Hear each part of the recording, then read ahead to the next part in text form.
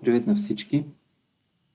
Първо искам да благодаря на всички вас, които се присъединихте към нашия канал. Тези, които гледат първа нашите видеа и се чудят дали да сабскрайбнат и да кликнат на камбанката, не се чудете. Определено, ако имате интереси в светът на базите от данни, може да намерите тук много интересни теми и видеа.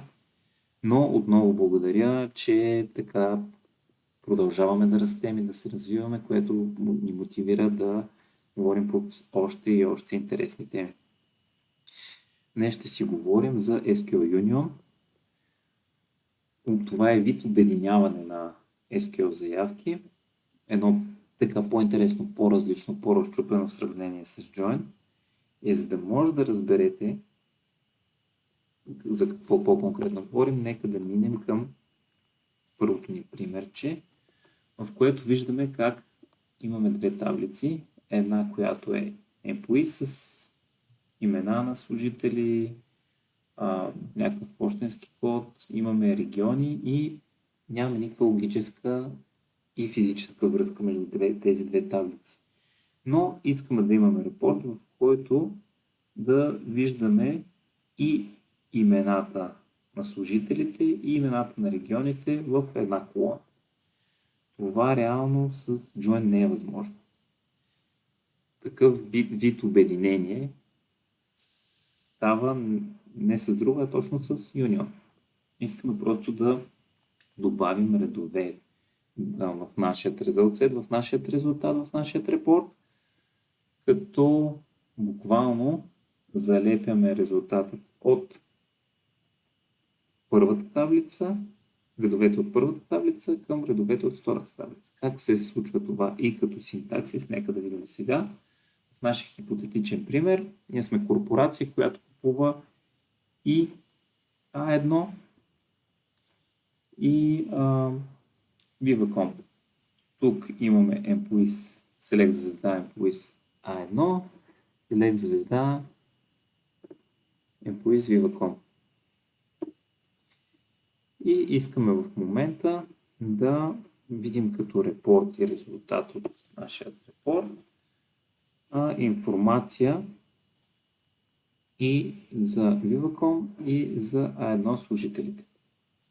Това е така често срещан практически пример, когато става дума за корпорации, които притежават хикс на брой фирми и до момента, в който тези фирми не трябва да използват отделни бази, отделни системи, а трябва цялата информация да се събере на едно място в една нова employees таблица, която да показва резултатите и от employees и от Viva.com.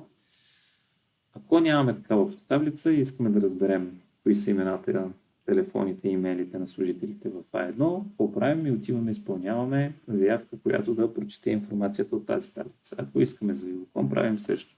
Ето, обмишлено сега ще ги пусна като скрипт, за да видите и двата резултата. Както виждате, няма по какво да ги джойнем, а и ние не искаме да виждаме една колона с имената на служителите от Viva.com, една колона с имената на служителите от A1. Той реално като резултат няма да има никаква логика и тогава ще има имало много дублиране на колони и като цяло така много странно изглежда, честно казано. Най-логично е да виждаме имената, телефоните и имейлите и от двете фирми просто да ги лиснем всички служители. Тук са 5, тук са 4. Тодор, Ивелина и прочие. Тук имаме Борис, Кристина и прочие. Борис тук нямаме Тодор. И ето сега, като направим Union, като направим обединение, ще видите как ще видим всички 9 реда, 4-те от едната таблица A1 и 5-те от Viva.com в един репорт. Първо махаме точка и запетайката, защото вече това ще бъде едно общо query, която с помощта на Union Command ще обедини резултатите от двете таблици. Само че сега ще имам грешка. Защо ще имам грешка? Защото има нещо изключително важно, с което трябва да се съобразим, когато използваме Union. И то е, че броят на колоните и логическата им последователност от таблиците, които искаме да направим Union между тях, трябва да отговарят. В случай искам да видя, както казах, име, телефон и имейл. Искам да ги видя от двете таблици, именно поради тази причина. И същи колони изписвам и от двете таблици.